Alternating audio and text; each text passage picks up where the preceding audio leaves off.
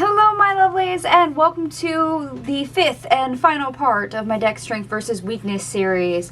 Our deck of the month for the month of December 2023 is the Elemental Empath Oracle. And today we're going to be covering anti-pairs, particularly Oracle decks that do not pair with the Elemental Empath Oracle. I've got, 9 decks to show you, 4 of which are, 3 of which are indie decks. The rest are all mass market. So our first deck we have here is the Feel Your Chakras Oracle by Andy Taylor. Okay. I would have loved to use these two together because this is a connection deck and this is about your chakras. You can make more connections about your chakras, right?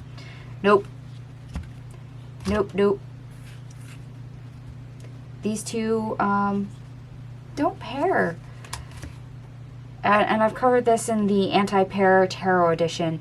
If a deck feels too much of one element, or if it embodies the divine masculine energy, it will not pair with the Elemental Empath Oracle.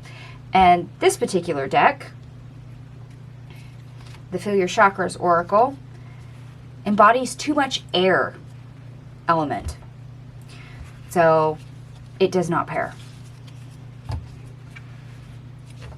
Interesting that it's too much air, but it is what it is. Okay. A lot of you will recognize this one. This is the Seasons of the Witch Samhain Oracle. And spoiler alert, it's not just the Samhain Oracle for the Seasons of the Witch that does not pair. It is, in fact, every single Seasons of the Witch deck. None of them pair. I have every single one that is currently released, and not a single one of them pair. The Elemental Empath Oracle does not like the Sabbath energy in any deck. So, yeah, if you have the Seasons of the Witch, none of them will pair. Sad but true, none of them will pair. Okay. Next deck I have to show you, and the last indie deck I have to show you, is the Fairytale Oracle by Umbrella Tree Press. I love this oracle. I mean, it's based on fairy tales from, around the world, but it's got good keywords.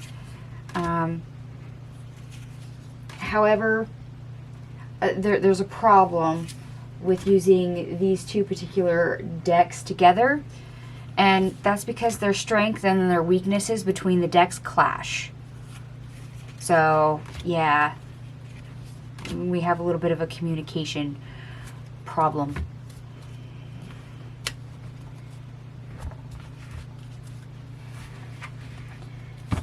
Alright, and whether you have the indie version or the mass market, I have the mass market because this one was indie and then went mass market. This is Athene Noctua's Crystal Ball Pocket Oracle. This is one of the smallest decks I have in my entire collection. It is only 13 cards. Yes, 13, and it is hard and heck to shuffle, but it's fantastic to use for readings.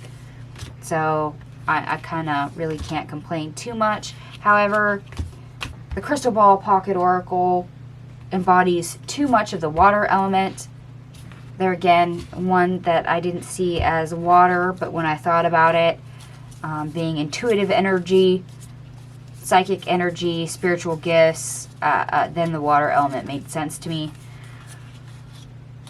But yeah, too much water, so it doesn't pair.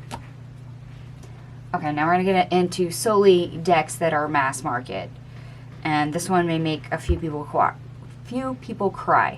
The Tea Leaf Oracle. This is a deck that is very large, very versatile. It covers a lot of different areas. And unfortunately, the strength and the weakness between the two decks doesn't jive. So there's another case of clashing going on.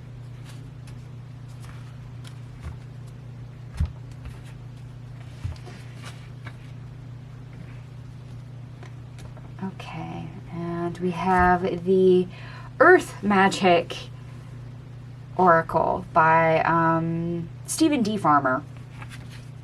Had to think about that one for a second.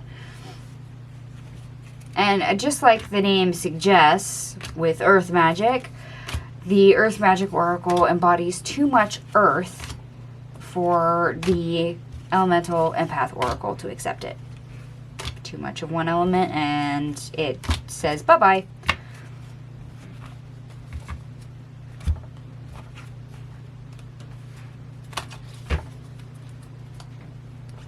This is where it's going to start getting a little bit more interesting. We have the Angels and Ancestors Oracle by Kyle Cray.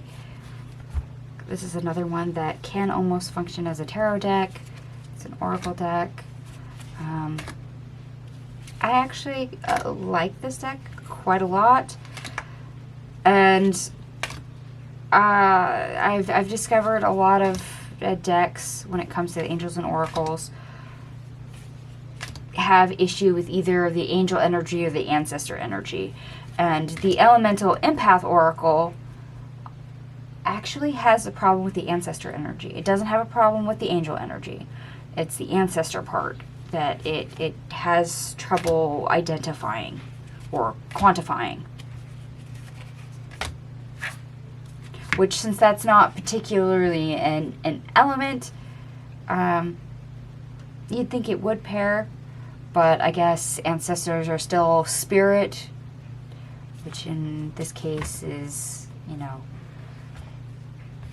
related to the spirit and air element, and that's about the only logical explanation I can think to wrap my head around as to why this one does not pair.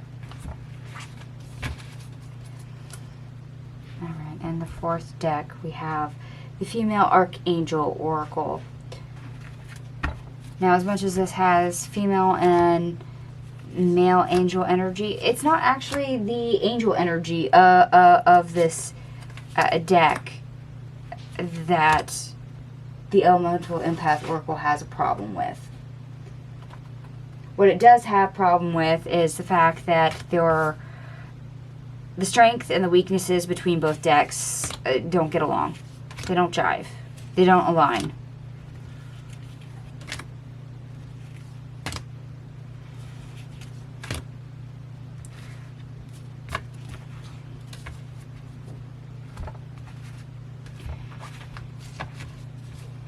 Alright, I have one last deck to show you. And that is The Secret Languages of Animals by Chip Richards. And this has basically suits for the animals, earth, air, fire, water. It does have elemental cards. But the reason why this doesn't pair is apparently this animal deck embodies too much fire. So the Elemental Empath Oracle does not like it.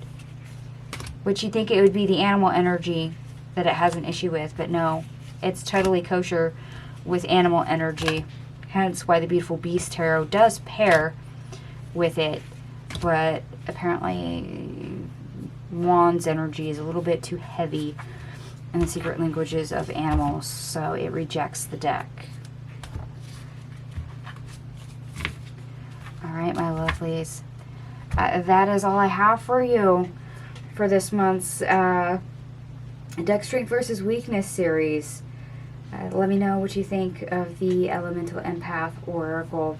And if you do find any decks that do or do not pair, go ahead and let me know.